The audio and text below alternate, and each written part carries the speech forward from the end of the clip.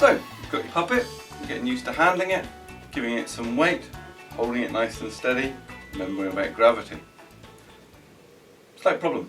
If you want to take your hand away to do anything else, you're back to that puppet floating in mid-air again. So what you're going to need is some form of stage, something for your puppet to stand on. Now I use this, very simple. It's just a suitcase, trunk, on top of a piano, keyboard stand.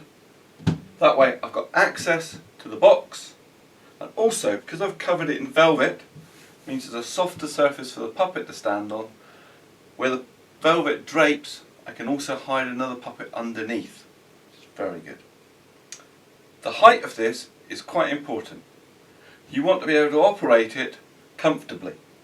So if you've got a puppet that's going to stand up a bit, that's where your elbow needs to be. The last thing you want to be doing is leaning over onto your table. It doesn't look good, and it's also really not good for your back.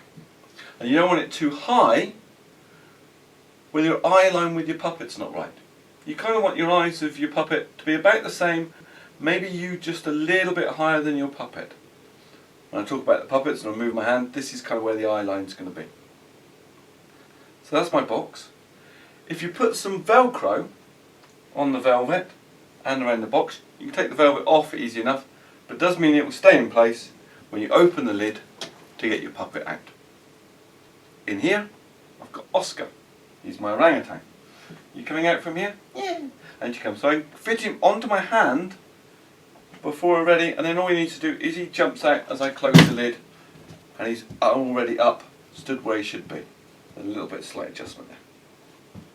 I tend to operate Oscar like this.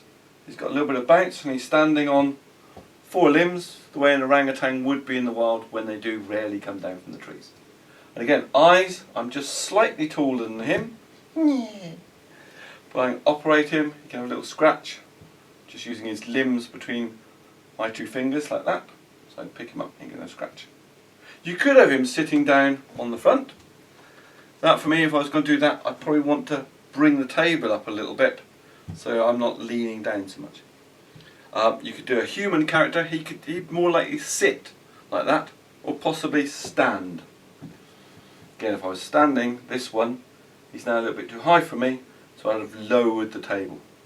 That's a good thing with one of these, with a keyboard stand, you can tend to raise and lower the height of the stand to get the table to a good working height for you. That's where I tend to work it. This is a great stage for me. I use it for lots and lots of different characters, but there is one other that I use that we'll come on to now.